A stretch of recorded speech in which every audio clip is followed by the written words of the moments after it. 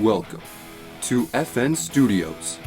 Here with Kody, Kevin, and Scot. This is the Dropout Sports Podcast. All right, what's up, you guys? Welcome to this week's episode of the Dropout Sports Special. This week, we actually have a dude from my neck of the woods, from New York. Today, we have UB wide receiver Jovany Ruiz. Say what's up. Tell us a little about yourself, Jovany. How you doing, guys? My name is Jovany Ruiz. I grew up in Fredonia, where I went to high school in Fredonia, New York.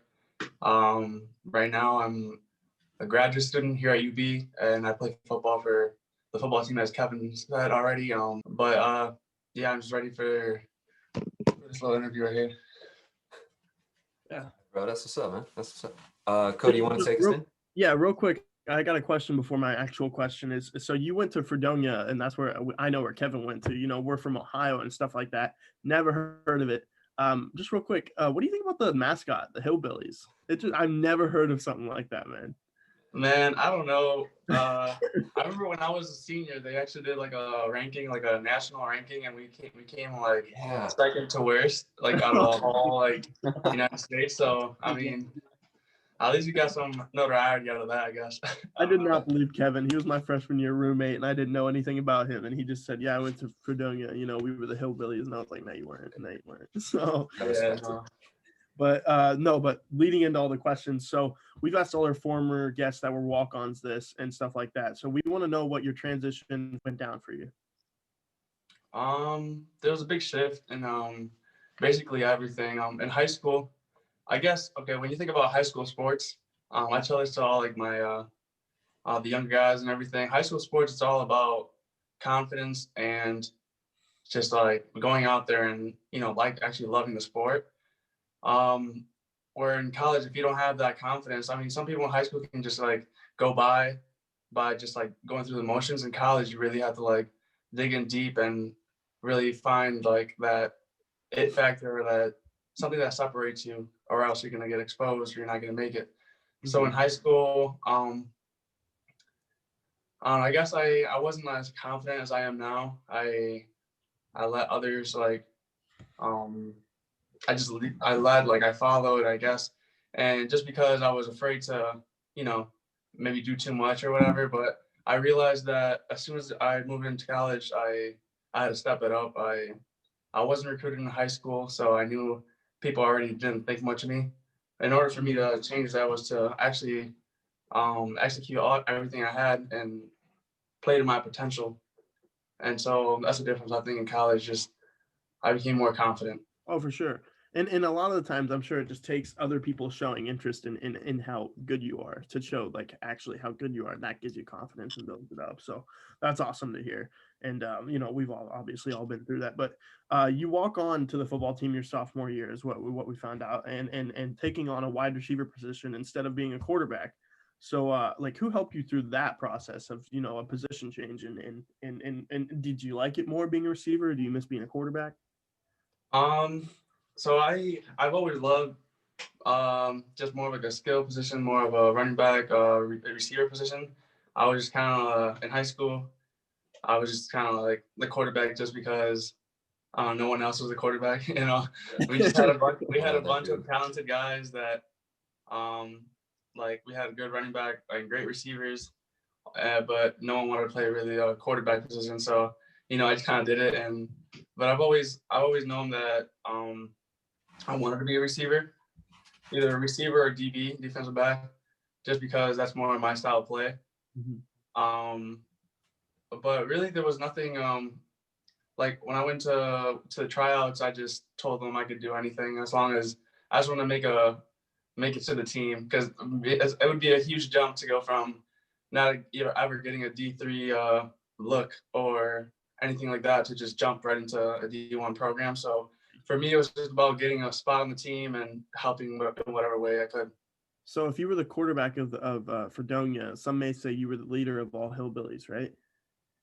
Some might say. Yeah. Go with it, Kev. All right, bro. So we gotta ask you about the hamstring video just right out the gate. I mean, everyone knows it. We've seen it on Sports Center. We've seen it on House of Highlights. We've seen it on all those like big highlight like Instagram pages and all that. Just like take us through what that process was like getting that sort of exposure for you, and like, did anything change after that video got out? Yeah. So the whole workout, the whole video was actually, it was funny how it turned out. We do that like all the time in the weight room. It was a daily thing. And for some reason, like one day, our coach wanted to, take a video of it, and he posted it on his Twitter account, and it went viral like overnight or whatever. And it was cool at the moment. Honestly, like it didn't hit me for a little bit. I was like on all these like accounts, all these like big accounts, but honestly, like it was cool, but it wasn't like my like, for example, I went on Sports Center and they were talking about it, and the commentators were like, okay, that's a cool workout, but can this kid play? Like, Oh, I don't care about how strong or whatever he is. I want to see him play football. And to me, that's the same mindset I had. Like, it was cool to have that little feat of strength or whatever, but I just wanted to show him what I could do on the field. yeah. But obviously, no, it was a great help. I got some traction for like some NFL athletes, and actually like a bunch of different type of athletes. So it was cool just to be a part of that, I guess. Yeah. Scott, you got next question? Yeah. So coming into your junior season, did you have any expectations of playing more? My junior season, as in last year. Yeah. Yeah. No. I was at my peak, best strength, athleticism, best I've ever been in my life, and I was working towards starting the same position I did this year, being a slot receiver. And unfortunately, I tore my ACL like a week before our first game. So that was probably one of the toughest part of my life so far. Just like working so hard to being so close to do what I want, and then all of a sudden it's kind of taken away from me. So yeah, no, my junior season was supposed to be like, I was really looking forward to that out of any year, and I just got a little sidetracked. It's not fun. It's not worth it if it's too easy, huh? Yeah, wouldn't want it either way. I got to ask you real quick. What was that recovery process like for you? Like, kind of being a walk-on, but having to get all this like medical treatment and all. Honestly, it felt very long. But luckily, I had a great support system with my teammates and friends. They would come and like check up on me and like help me out through the first couple of weeks of the rehab and stuff. But it was honestly a very tough time, just mentally, just like knowing that, okay, I'm already a walk-on. The coach is kind of like, not like, they not prefer, but I'd say they prefer like the kids on scholarship already. So now I have to come back, show them that I can play, come back from an injury, and show them that I'm not just a Band-Aid getting injured. Like, so it was a lot of my, I had a lot of things going on through my head, but I knew that I had to just tough it out and, day by day, and it would get better. So then this year comes up and the pandemic hits. Obviously we've all been affected by that, but what was that like for the whole UB athletics, UB football team? And then what was that like for you coming back from an injury? Yeah, for our whole team, honestly, it was a sad moment just because we've been working so hard through all the off season, the spring, and we were just ready to get back to it.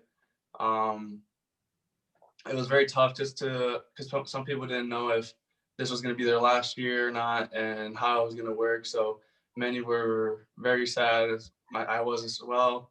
But I mean, for me, as soon as the news came out that you could have another year after this, I was like, kind of like thankful, just because, I was still not ready to play like in the beginning of this. Like if we were to start game one on, I think it would have been like September something, early September, I was not ready to play yet, just because my knee was still not fully recovered. Mm-hmm. So for me, it was like kind of like a gift in disguise, just give me a little more time to get ready. And so yeah, it was perfect timing, I guess, for me to just get ready. But as a whole, our team really struggled with the idea of not having a season. It's got to be tough, man. Kody, you got next? Yeah. So you were in a run-heavy offense with UB this year and stuff like that. So, as a receiver, what was it like playing aside of a guy that can just run the heck out of the ball, and Jarrett Patterson? The dude's a beast. I mean, and we all watched it, and we're just wondering, like, what kind of teammate is he, and how does he carry himself? And Jarrett Patterson is one of the best guys I've ever met. He is the best football player I've been with. Like he's just different. Like you can tell the way he carries himself. He's taking care of his body like no one else on the team, and he's just so locked into everything that that's the reason why he's great, and he's gonna be great. He really separates himself from the pack just by being so humble and so locked in all the time. It's just a pleasure for us to be around him and see that type of dedication he has for the team and for himself. Because I mean, a lot of people are going to take a lot away from what he did at UB, and that's going to help our program a lot. Yeah, I know that UB has produced a bunch of NFL talent and stuff like that. So, I knew he was from the Buffalo area, and I was like, who do you like? He's like, I like UB a lot, and I was like, as an Ohio State fan, I'm like, okay, like weird choice, but yeah, but no, we're up and coming. You can't disrespect. Yeah, no, I don't disrespect you guys anymore. We met at Bowling Green, but obviously they're not doing too well. But one sad thing about this season is that we were supposed to face Ohio State, but with the coronavirus and all that, we weren't able to do any of our non-conference games. Was that going to be like what would preparation been like to play an organization like Ohio State University? Man, I'm not sure, because last year honestly we faced Penn State, and we were winning at the half. We were honestly it's cool to play like teams at the Power 5. Yeah. But to be honest, Ohio State is the real deal. But to be honest, I feel like for the underdog teams, it's a lot easier. Not easier, but people are more hyped up to play bigger teams just because you have that opportunity to showcase yourself against someone who is thought to be the best. Yeah, real quick before I let Kevin ask the last question, who do you got in this last game in the national championship? This is a tough question, but I think I'm gonna have to go with Alabama just because Devontae Smith coming right out of the Heisman. No one can cover him really, and I'm not gonna lie, the Ohio State defense is struggling. All right. We got shaky. Not the defense, just the secondary. I don't know who's gonna cover. I'm by 20. Oh no. Oh, man. You're up, Kev. Anyway, so man, coming up on a bowl game, I'm pretty sure it was Christmas Eve. You get that scholarship, man. You finally get out of that walk-on position and you're on scholarship. What was that moment like for you? What did it feel like, man? Oh man, honestly, that's gotta be the best moment so far in my life, or one of the best moments, just because there was so much I had to do to get to that spot, to get to that moment, and knowing that I did pan out the way I not exactly the way I planned it out, but the main goal was achieved. From when I first joined the team, it was just a blessing to be awarded that scholarship, to show my mom that I have been working, and that I have been put a lot of work in and showing. But to be honest, I think the best part about it was that this year I came into it not looking for, obviously I always wanted a scholarship, but I was looking more for I set team goals first. And one thing I've learned is when you set your team goals first, you get your own goals a lot faster.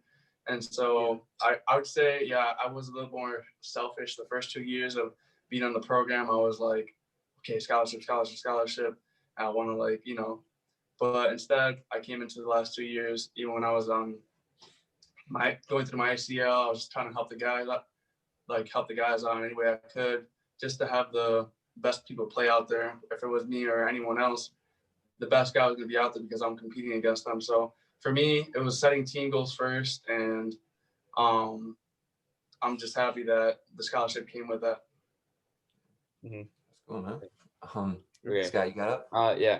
I'm sure you can go on and on about this next question, but just if you had to choose just one favorite memory of being a part of the UB football team, besides getting the scholarship, what would be your favorite memory?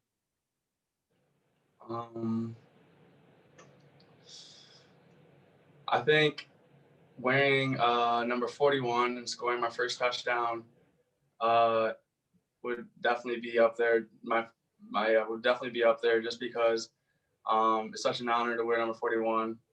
Could you get a little background as to like what number 41 is for yours and all? Yeah, number 41.